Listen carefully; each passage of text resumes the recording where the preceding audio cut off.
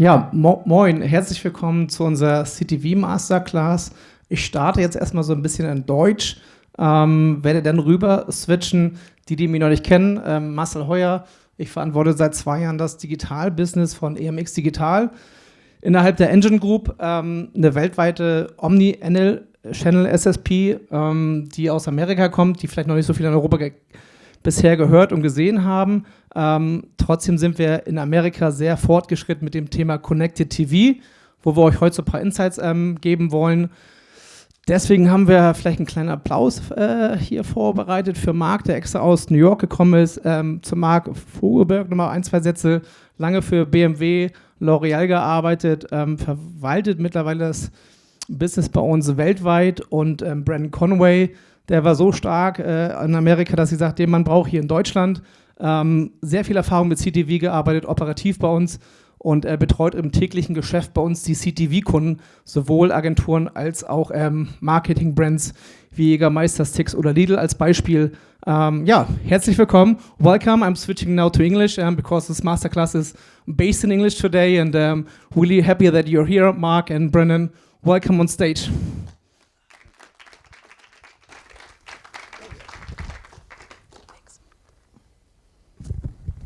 Hello, everyone. Can you hear me? Yes. If you have any questions as we're speaking, feel free to interrupt. We're Americans. We love interruptions and people to jump in. That's fine. Yes, I'm Mark. I'm from New York. I flew in on Sunday, and so I don't have any jet lag. But my colleague Brendan has a little bit of jet lag. He just returned from his sister's wedding in Chicago. So we should be nice to him because he's very tired. Please, take it easy on me, guys. Moin, ich heiße Brendan. Ich komme aus Chicago in den USA, aber ich wohne und arbeite in Deutschland, in Hamburg, actually. So as you can hear, mein Deutsch is nicht das Gelb vom Ei, but I'm going to switch back to English. My background, I used to execute campaigns for our partners, brands, agencies through the DSP. So it'd be OLV, display, and of course CTV. Now I work on the publisher side, where I help people that execute campaigns in the DSP connect to the right audiences and help them as a consultant with best practices and setting them up for success. Thank you. Marcel, could you go to the next slide? Sure. Oh, there we go. Oh, there we go. That's us. That's us. And then again. Perfect. So luckily, we were able to anticipate CTV and what was going to come in the U.S. market. So just as the pandemic arrived, we saw a spike in connected television, a spike in Americans' usage of it. And so it went beyond the paid services of the Netflix, and we started to see a lot of development very fast. And it basically took a decade of what we thought was going to take a decade and compressed it into about 2 years' time. And so we saw exponential growth in both the publisher side, so a lot of publishers getting into CTV or taking assets and converting them. And then on the advertiser side, there's a huge appetite for more from the advertisers. And so we basically, our job is to bring those two together. So we work on behalf of publishers. We have thousands of partners that we work with, our partners and publishers. We work with them in the CTV space, and we bring that forward to the advertisers. What's interesting about CTV is as soon as there's an opportunity for a lot of money, there's also opportunity for good, and there's opportunity for bad. So we'll talk a little bit about both as we go through the session. But basically, at the core of it, CTV offers what everybody wants, commercials that are sight, sound, and motion in long-form programming that people can identify with. And so as a result of that, the storytelling aspect is there. And so it's been a very lucrative market for both advertisers and also for those that are watching those shows. We did some primary research. We actually have a primary research company that's part of our company called Engine Insights.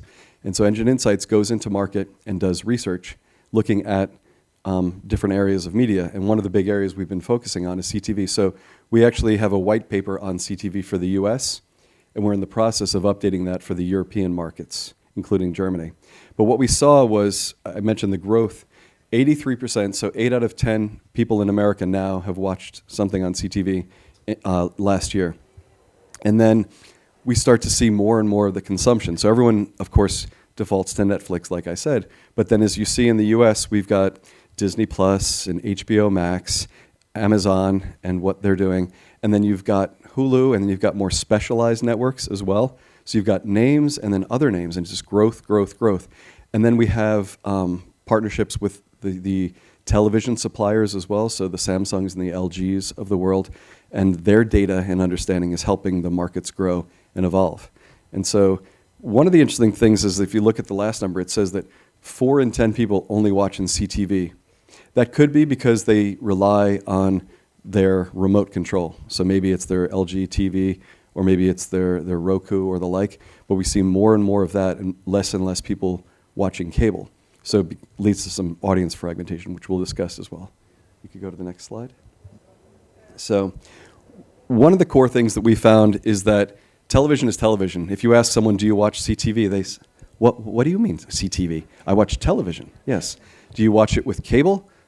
Yes. So that's, do you watch live sports? Yes. Do you watch apps? Yes. So what do you watch? I watch TV, right? So there's the average person doesn't differentiate between it. So when we talk about it as the evolved state of television. And that evolved state needs new measurement, needs new understanding, and it needs an opportunity for advertisers to get in front of those audiences. And so we all know that Europe is better than America, let's be real. But the one thing that Americans do have is that they've adopted CTV a little bit quicker than Europe has. And Europe's a few months, maybe a year behind what's happening in the US. So when we launched CTV in the US, there were a lot of challenges, and we learned a lot of different lessons.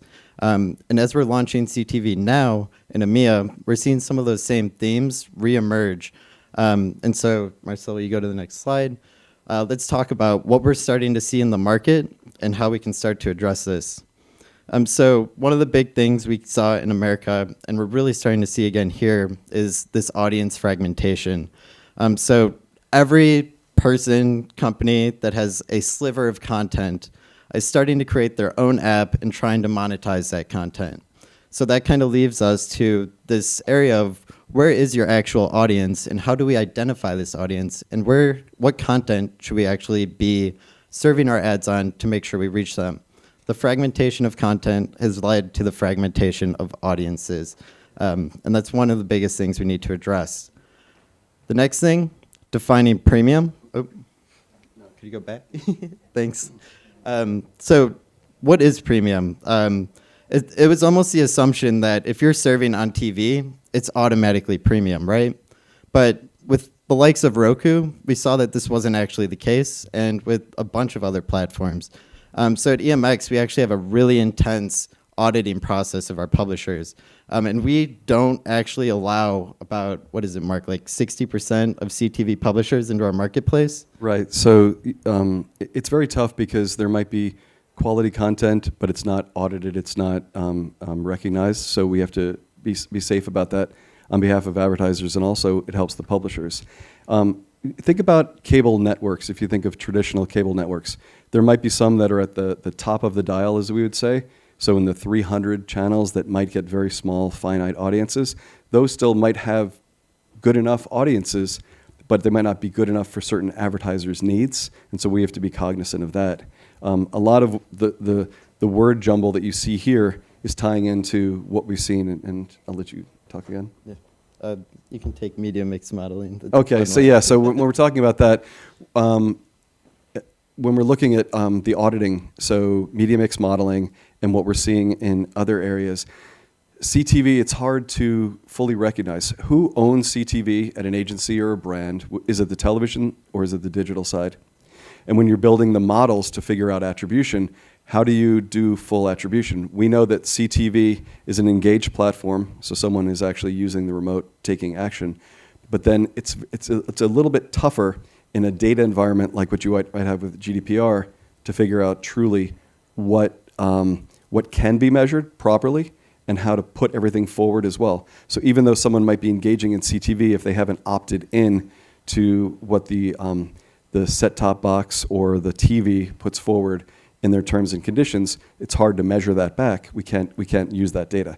So when you're doing a CTV deal, for example, you want to look at the hardware, what's being passed and being passed back to make sure that you can measure what you want to measure in either a TV or a digital way, and then figure out what might be your reach, and then build from there.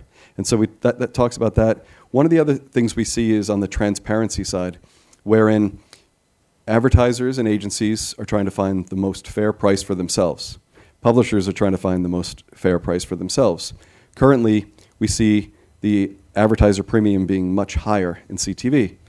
More demand than supply for quality content. So pricing remains high. As you go into market, you'll probably see CPMs you haven't seen in years because it's pushing, but you're also getting. So when you're paying more, you're getting more, including some of the data that comes back to it. And so, do you want to keep going, or? No, I'll talk about business silos here. So there's always been the struggle between digital and broadcast. And so what we keep seeing is who's actually going to be owning the CTV budget? Is it going to be the TV team, or is it going to be the programmatic team? And in some cases, we're starting to see, especially in the US, these two start to marry and actually create like hybrid teams that are doing a little bit of both.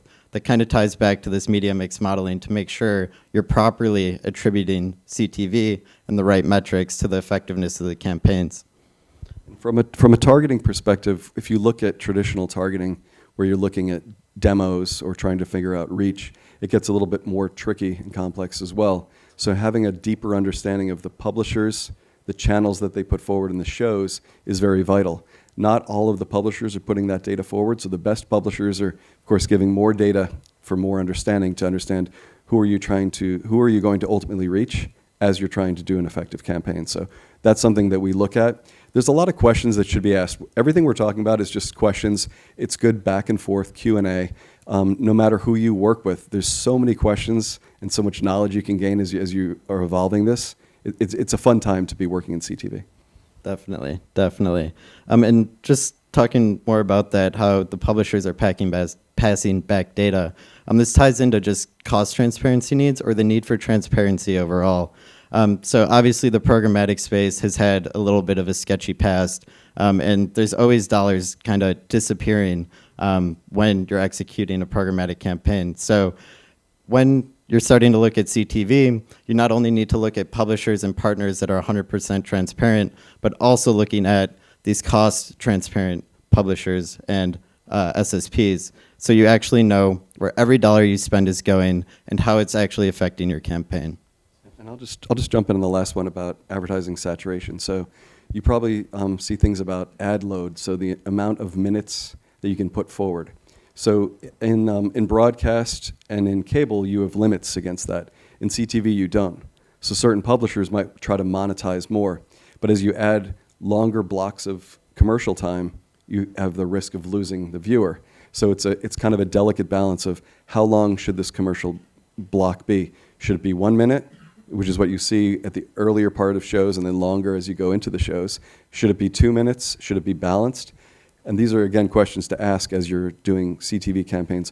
The agencies and the advertisers coming forward, asking the questions, where do I sit in the ad pod? Where does the ad pod sit in the show? And please show me how much people will be watching these ads. Give me back the viewership information. That's going to be key so that you can have the proper ads, again, without oversaturating the market. And we're just at the tip of the iceberg in Europe. So as like I kind of mentioned earlier, my role is to just kind of be the master and understand what is happening in Europe and consult my clients and our partners on the best approach and setup for success. And so unlike the US, where everyone speaks English, we have our major TV providers and all these major CTV providers, Europe's a little bit different.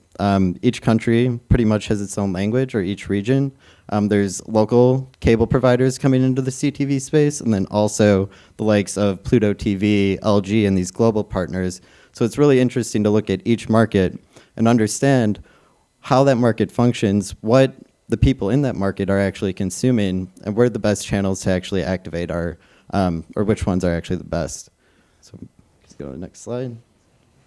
And so to highlight some of the differences between Europe and the US, we started to look at some facts from eMarketer.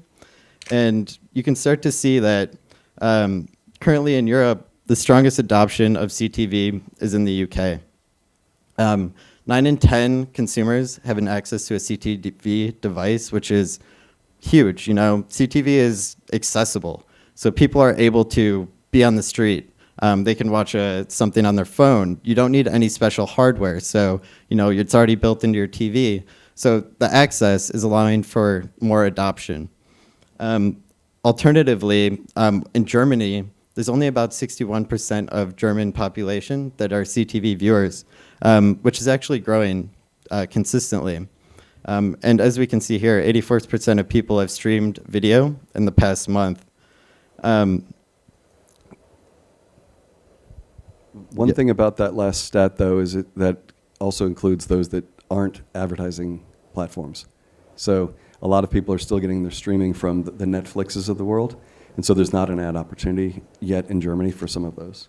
Yeah, but as we look at the UK, the rise of advertising video on demand is huge. And as people start to get more comfortable with CTV, as we've seen in the US, they start to go a little bit deeper. They start to search for new content on different platforms, different apps, looking for new content that they can consume. And that's starting to happen in Germany as well. And this is really where the opportunity is for advertisers to get ahead of this curve and start to plug into these advertising video on demand platforms.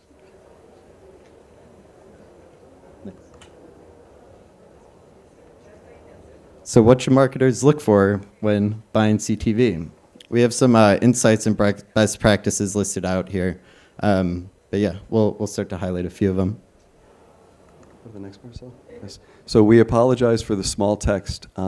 However, at the end, we're going to share a QR code, which gives a link to a white paper that you could download, has all the details. So even though this is very small, because we had so much data to share on the slide, we didn't want to do 10 slides. We'd rather just talk through this. And so these were some of the key things to look for. We've mentioned as we talk through, but there's certain things that you need to do as a marketer to make sure that you're getting the best CTV campaign for your dollars, and also to make sure that you don't stumble as you start to grow in this area. So the first one is around transparency. As CTV rose in the US, there was huge fraud problems. Fraud was popping up because people were trying to buy cheap. I want CTV, but I don't want to pay. And as a result of that, that's where the fraudsters came in, and they were able to do things with certain providers, and they were siphoning off money. The longer the tail of content, the more likely there is to be some questionable content. And so looking at names that you recognize and know, publishers that are key, and then have channels and have respectability is going to be key. You will indeed get what you pay for in those cases. Yep. Then it's important, as we mentioned, to lever brand safe supply.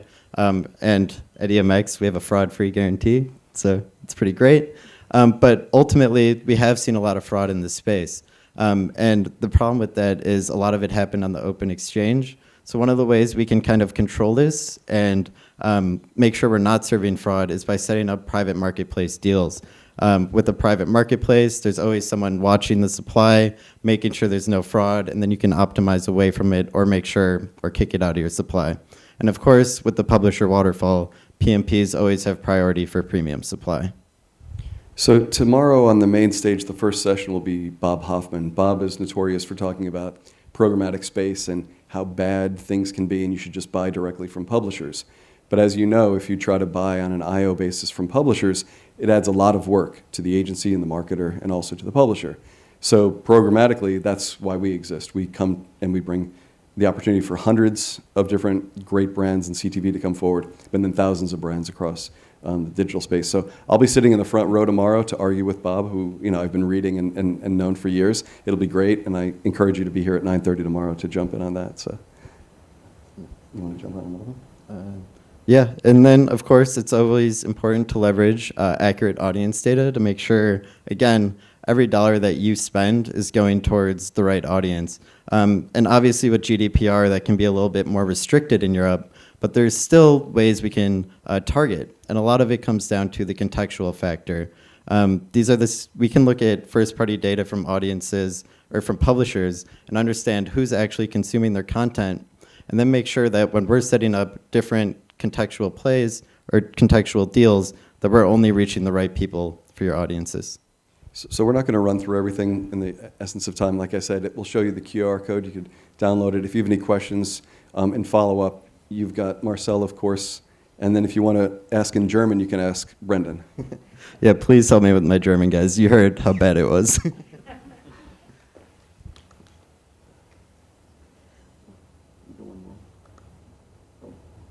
So this is the QR code we mentioned. We wanted to just thank everyone for coming to the session. We'll actually open it up for some questions. But the great part about this is, like I said at the very beginning, CTV is such wide open space right now that we see huge opportunity. And our competitors in the market are jumping in and doing a lot. We see the agencies and the marketers trying to do a lot. We see our publisher partners giving more and more data. So with all the concerns about privacy and compliance, realize those publishers are first party, and so they're able to give back data. So in the bid stream and such, there's more information. So it allows you to become a bit more data rich in understanding the audiences. Perhaps a demographic isn't working any longer, and you can start to see those that are action-based or content-based, and publishers that specialize in areas, or even broad publishers, will have a lot of first-party understanding that they can share back. So we encourage you to work hand in hand with those publishers. Questions?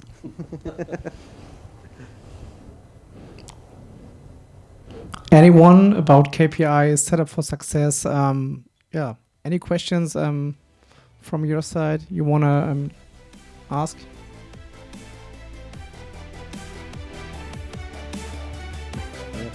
We did our job then, right? Sure. Thank you so much, guys. Thanks for joining the show.